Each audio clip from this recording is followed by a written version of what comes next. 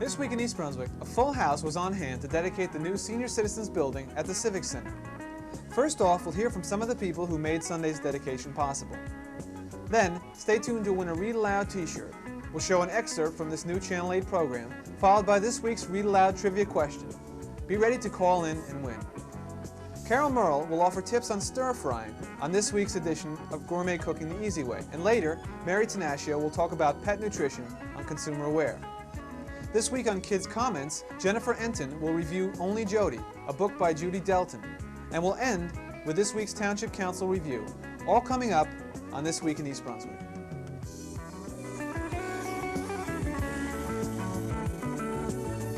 For a Sunday afternoon of fun, come to Arts in Action, the Arts Festival, sponsored by East Brunswick Public Schools.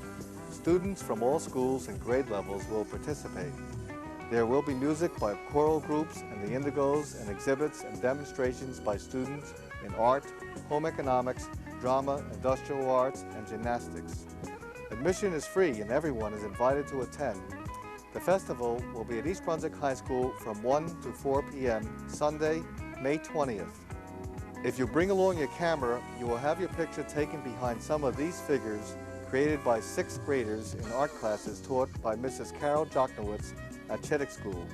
You will also be able to buy barbecued hot dogs and hamburgers and other snacks. Free helium-filled balloons will be given to the first 500 children at the festival. The day will be fun for the whole family, and we hope you will join us. We'll see you at East Brunswick High School Sunday afternoon. Tonight at the high school, the class of 1984 will be presenting this year's senior variety show. Here's a preview.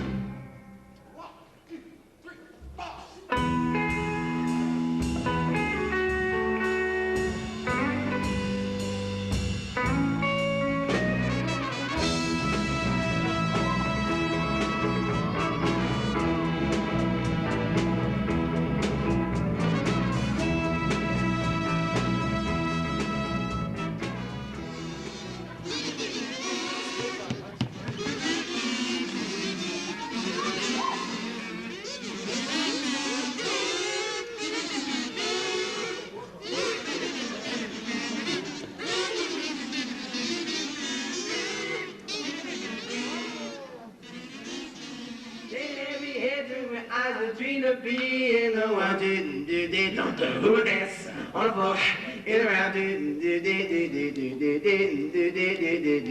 people always told me be careful what you do, don't go around breaking young girls' hearts. And mother always told me be careful what you love, be careful what you do, because the lie becomes the truth. Hey, the Billie Jean is not my love.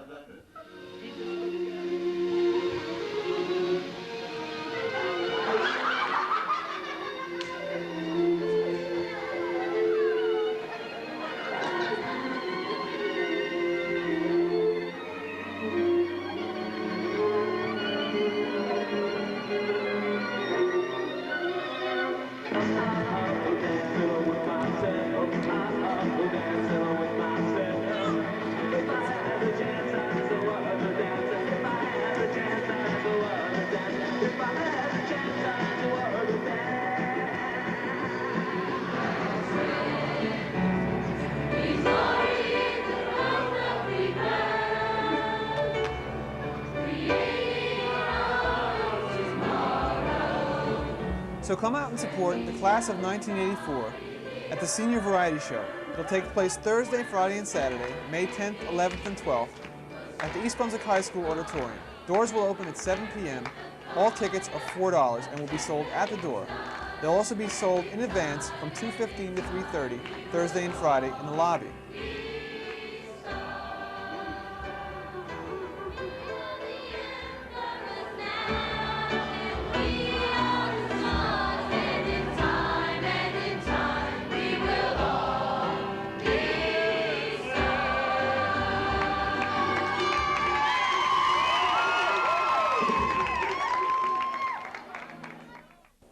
new Senior Citizen Center, which was opened in early March, was officially dedicated last Sunday when Township Council President Geraldine Weber received the keys to the new building. Keys to the East Brunswick Senior Citizen Center.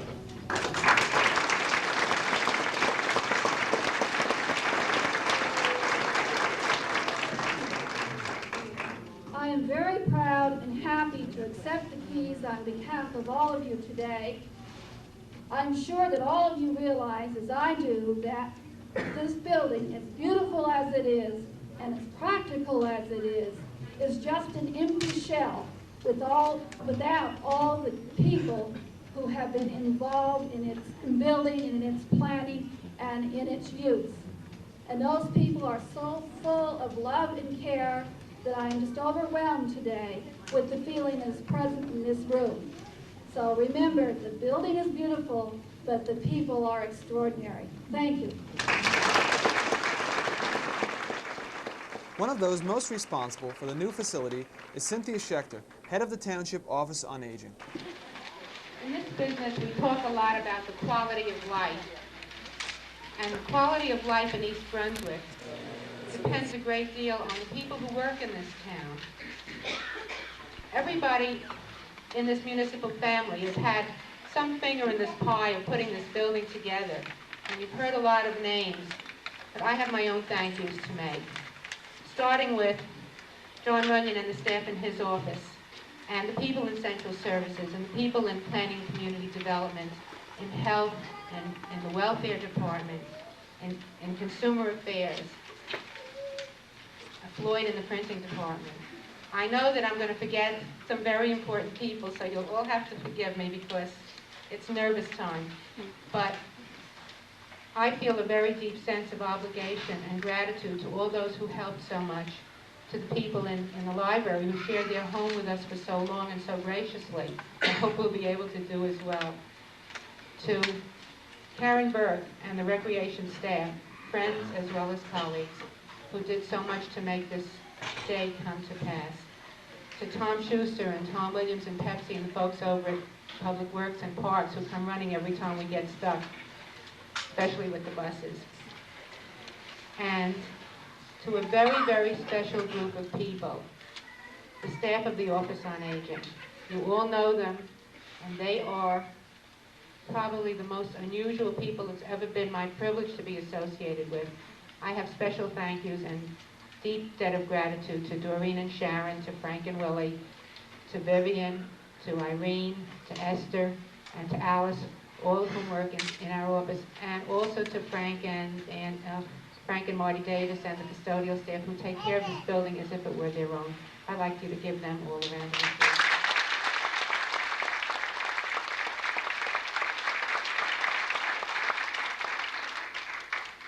To Joe Henry, who dreamed the dream with us and worked just as hard as any of us to make it come true. And to my family and friends who get a glazed look in their eye every time I say Senior Citizen Center, but who listen and listen and listen and never say a word. Everybody deserves our thanks, but we're not here because of them, and we're not here because of me. We're here because of you, all of you.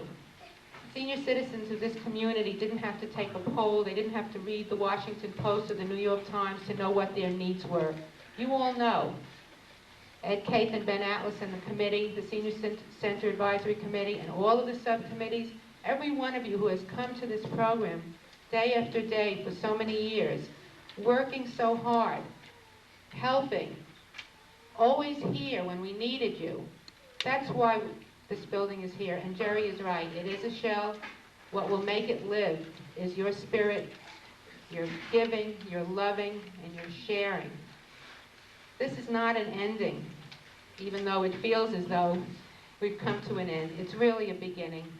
We stand together on the threshold of wonderful things.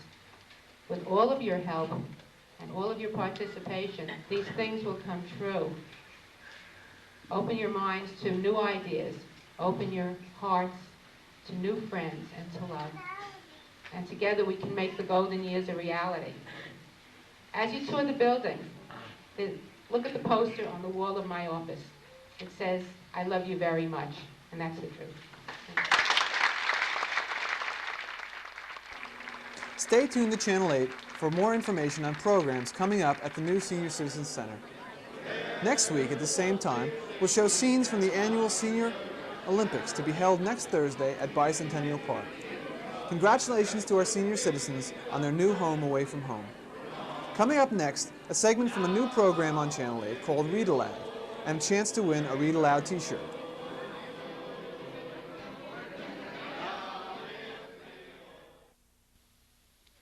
Hi, I'm Bill Mooney. You know, years ago when I was growing up in Arkansas, we had a wonderful kind of tradition, and that was an oral literature tradition, meaning folk tales and folk stories and legends. And one of the most delicious types of legends or folk tales or folk stories that we had was ghost stories. And we enjoyed those tremendously. And so that's what I want to talk to you about now, is a story that came from Tennessee, Arkansas, Mississippi, that whole southwest region of our country. Now, this story has been around for many, many years. And a fellow that you may have heard of by the name of Mark Twain, or Samuel L. Clemens, also wrote several jump stories, most notably a jump story called The Man with the Golden Arm. But this is a story called Taily-Po. Now, in order for me to tell it to you, there is no book. This is a story that's passed on from one mouth to an ear, and from that ear into another mouth and on to another ear, is that it involves regional dialects, so that I won't be talking exactly the way I am right now. So I want you to listen carefully. This is the way it was told to me. Way down in the big woods of Tennessee, there lived a man in a house all alone by himself. And that house didn't have but one room in it. And that room was his living room and his dining room and his parlor room and his sitting room and his kitchen, too. And one night, that man, he's sitting in that room and have a great big open fireplace, see? And that's where the man cooked and ate his supper. Anyway, as I was saying, as he's looking, you see, around in this room, there crept in through the cracks of the logs the curious creature you ever did see. And it have a great, big, long tail. And when that man see that creature, he pick up his hatchet, and with one lick, he cut that thing's tail off. And that creature, he didn't like that very much. So he crept back out through the cracks of the logs again and run off. And that man, fool-like, he cooked that tail, he did. And then he ate it. And then that man, fool-like, he go to bed, he do, and go to sleep. Well, after him been asleep very long, he wake up, and he hears something on the side of the house. Sound like it's trying to get in. And he listen, and he hear it go, scratch, scratch, scratch. And then he hear it go, Taily-Po, Taily-Po, Taily-Po, all I want's my Taily-Po. Now, this man have himself 3 dogs. One's called Uno, one's called Eno, and one's called Comtico Calico. And he called them dogs. He go, yeah, yeah, yeah, yeah, yeah. And them old dogs, they come up biling up from underneath the floor and chase that thing way down in the woods. And that man, fool-like, he go back to bed again, he do, and go to sleep. Well, after you haven't been asleep very long. If you want to find out what happens to the man in Taily-Po, or hear more stories, watch Read Aloud, Tuesdays at 7 p.m. and Wednesdays at 3:30 here on Channel 8. Now let's join Carol Phillips for this week's Read Aloud trivia question. Hi, my name is Carol Phillips. I'm from the Children's Department at the library. Would you like to win a Read Aloud Crowd t-shirt like the one you see behind me? If so, in just a minute, I'll tell you how you can. But first, let me tell you a little bit about the Read Aloud Crowd. The library is sponsoring a campaign to encourage families to share books by reading aloud together. To join, just sign up at the children's desk. And after you've read together 3 books of fiction or nonfiction, or 10 picture books, we'll give you a present of this Read Aloud Crowd magnet. But to win the t-shirt, you have to be the first person to call with the correct answer to our Read Aloud Crowd trivia question. And the question now is, Pierre didn't care, but who ate Pierre? So the question is, who ate Pierre? Call 390-6780 to win a t-shirt. We'll be continuing our Read Aloud Crowd trivia questions during the month of May as part of This Week in East Brunswick. So tune in next time and maybe you'll be a winner.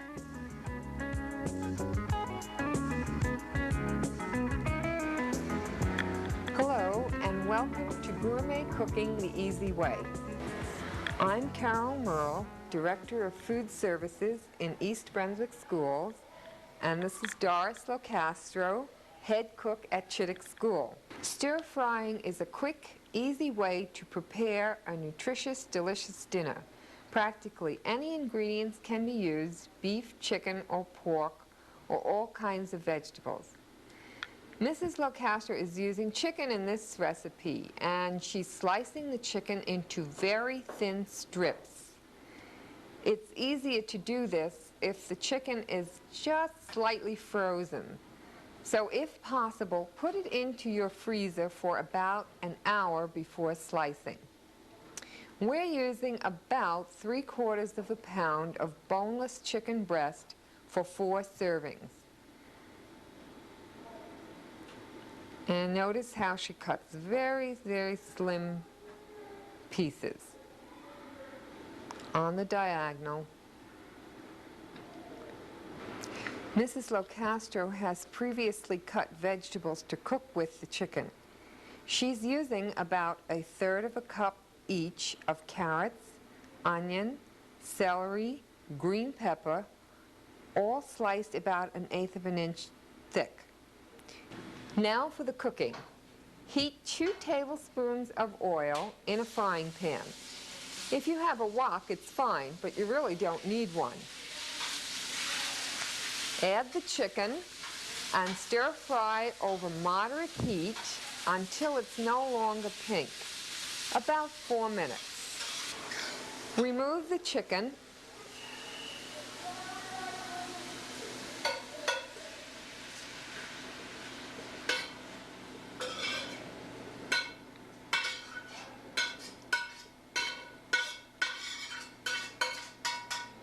and wipe the pan out with a paper towel.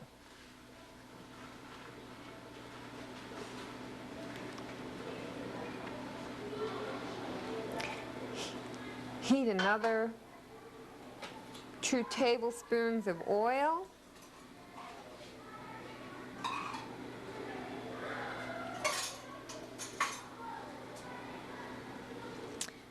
Add the vegetables.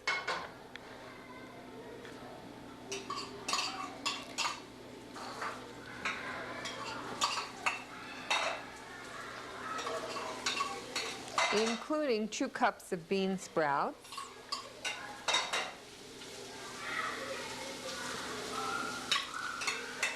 And cook for about 4 minutes until they are tender crisp.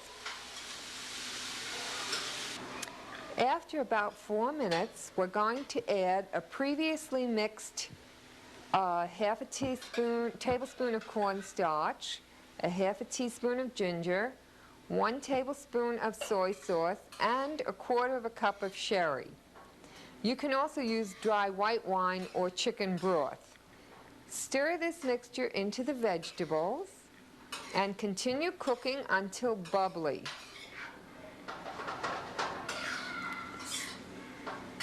And stir the chicken back in.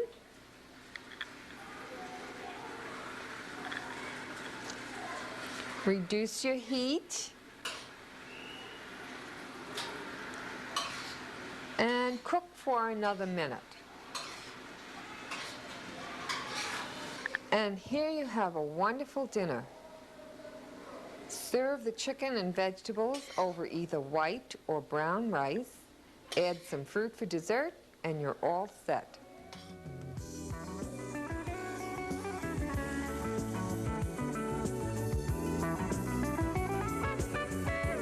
In Only Jody by Judy Delton, Jody is the only boy in his family. His family moves and he has to go to a new school. Then his mother transfers him to St. Gertrude's School, where he meets a nice boy named Otto. Jody and Otto have all kinds of adventures together. This story takes place mainly in Jody's house and at school. The characters are realistic and funny. Only Jody is a great book to read. The author's message, life is not so bad, is expressed very well.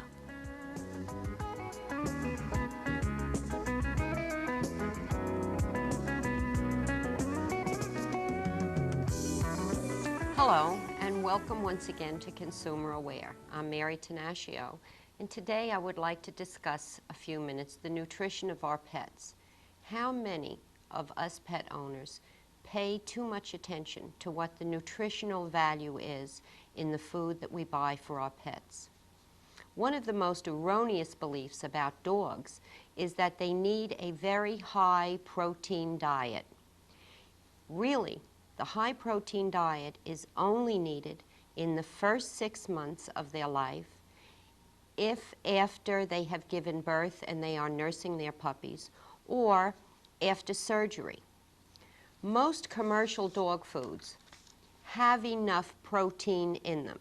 However, should you check the label carefully and it does not, then perhaps you can supplement it. Most commercial dog foods have about 20% protein, and that is enough for your dog. If the food that you purchase does not have that kind of protein or higher, then if it is not enough protein, supplement it occasionally with an egg or a piece of cheese. If it has too much protein, try and purchase another type of food. Animal byproducts can be some of the most nourishing ingredients that you can feed your dog. So please, when purchasing dog food, be cautious and read the label and see what's best for your pet. As for cats, canned food is usually preferred, and it's usually preferred by the cat themselves. And one of the reasons for this is that when cats eat the canned food, they prefer to get most of their water supply from the foods they eat, rather than eat the dry food and drink water on the side. The canned cat food is nutritious, and it is a convenience for the cat. Cats have a tendency that if they do not like the food that you're giving them, they can actually go without eating for several weeks on end, and will do that. Be aware of the foods you feed your pets. Make sure they are all nutritionally good. Do not overdose your animals with vitamins. They can be very harmful, and if the diet you are feeding your pet is correct, vitamins are not necessary. If the animal is old or ill, then check with your vet regarding their diet, and don't experiment on your own. Keep in mind it can be harmful. Consumers who are concerned about their pets should apply the same basic principles to their pet's diet as they do their own. Overfeeding or underfeeding can also cause problems in our pets. Careful, informed shopping and regular visits to the vet can stretch the life of your pet. For more information concerning this subject or any other area that you would be interested in, please call your local Consumer Affairs office. The telephone number is 390-6954. Thanks so much for joining me today, and I look forward to being with you again next week. At Monday's Township Council meeting, development of the Renee Road study area bounded by Loman Plaza, Tice's Lane, and Route 18 was discussed. Administrator John Runyon made a presentation followed by questions from the council. So it's this particular study area that the redevelopment agency is asking that the planning board review to determine what if any of the properties in here should be considered blighted and potentially available for inclusion by the redevelopment agency in a project that they might have there. I should say, one of the reasons why this comes to light is that there is a major developer who is interested in moving forward with development on the southerly portion of this.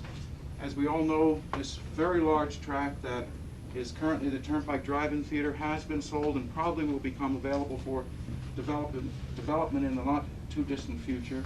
There are one or two pieces of property that are landlocked here and don't appear to be available for development. And it's clear that if this quadrant is going to develop, there has to be significant modification to Rene Road. What is shown in black is proposed modification for Rene Road that has been considered by the council previously and by the planning board and has been adopted as an amendment to the master plan. But there needs to be further study of this area and further analysis to determine what additional efforts beyond what is happening in the private sector are necessary to assure that there's orderly development and that the public improvements can be made to accommodate whatever growth occurs in this particular area. As I say, it is a priority at this time because there is significant movement for development and change to occur in this quadrant. And if we are going to assure that it's managed properly and that orderly development occurs, we have to have all of our powers with regard to redevelopment in place so that if it's needed, it can be utilized quickly and with some reason. So that's why they've asked that you do a resolution and that the planning board take up the hearings this next month on it. That's by way of an introductory comment. As I say, Mrs. Stanberg is here and other members of the redevelopment agency. Is there any, Mrs. Stanberg, do you care to make a comment, or do any of the members of the redevelopment agency care to make a comment? Council? Yeah, Elaine? I'm not quite sure if I understand the proceedings. In other words, we're going to request a planning board to review this particular piece of land.